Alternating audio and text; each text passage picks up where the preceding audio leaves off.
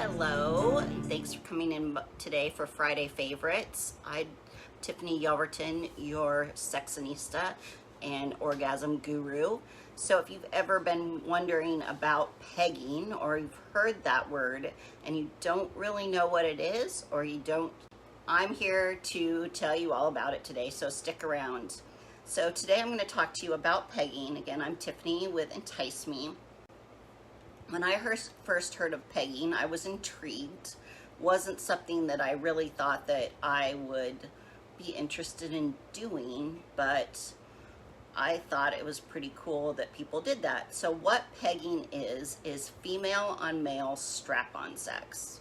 So a woman wears a harness and a dildo and has anal sex with her partner, generally a male when we're talking about it this way. And right now the industry is blowing up. The manufacturers can't keep up with harness and dildo production. So a lot of people in quarantine have decided that they wanted to try something new. And one of my sexinistas who's been with me for many years, Ruby Ryder, she's the foremost female expert. And I'll put some links in the comments below too, because she teaches some really great webinars on the subject about equipment, all the things that we sell at enticeme.com, and all of her favorite things to use, and whether you're a beginner, advanced, or you just want to learn some more. So when I first had heard of pegging, I actually had heard of Ruby Ryder, and I was so interested in her and her teachings because it was something I was not very familiar with, and I'm always looking to learn and grow. So one of my firefighters, everyone always laughs at that, Ruby gets a kick out of it, came to me and said, hey, this is something I'm interested in. And I was like, oh, okay, I'll learn some more about it. And he doesn't live here, so we don't really see each other very often.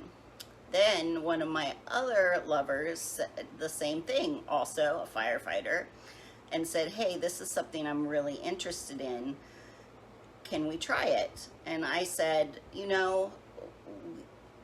let's talk about it and why you want to do it. And so partner number two, lover number two, had come to me and said, yeah, let's try this. And I'm like, okay, I've gone through some classes with Ruby and very familiar with it and have the equipment. And my biggest struggle was, I was like, I don't think that is sexy. Like, I'm very feminine and really tapped into my femininity and sensuality. And to me, wearing a strap-on dildo just didn't sound sexy.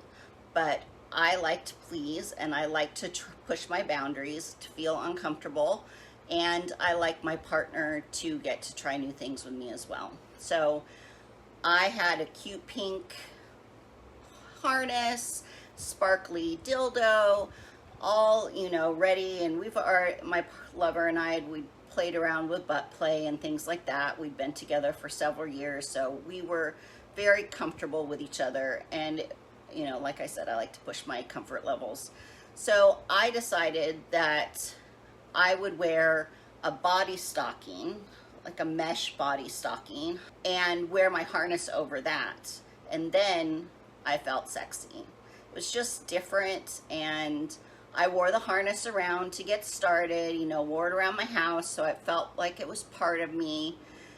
And when we got to the act, my lover was like so excited, and it was just a really beautiful experience for us. He, being a fire captain, he is always used to being in control and never gets to really lay back and relax. He's super into making sure I'm pleased and that I have lots of orgasms, and he just never really gets to relax. He's telling people what to do, managing a huge fire department at his firehouse, and on. And what Ruby and I have found is that men who are in really first responders, military, political, that are those high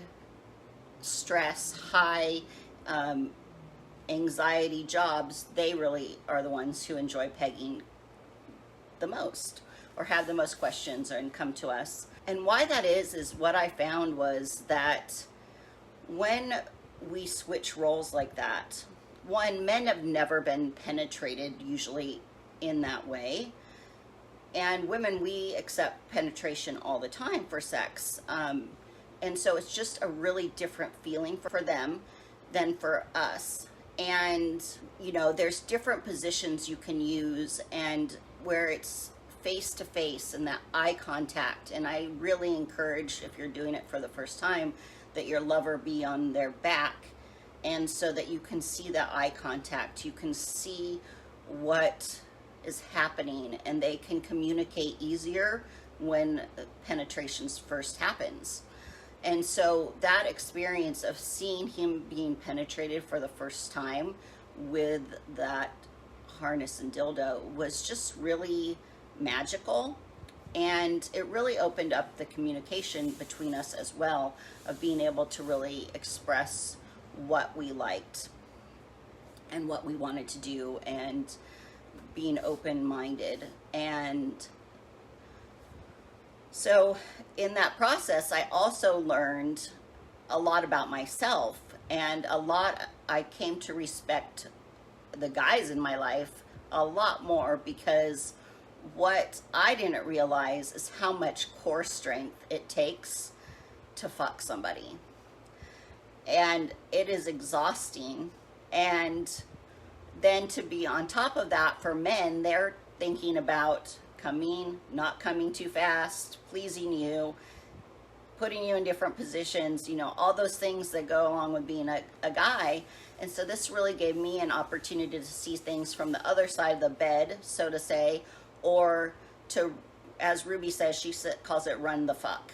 And so being in charge of those things was really, really unique. And it just brought us closer and allowed us to have different experiences.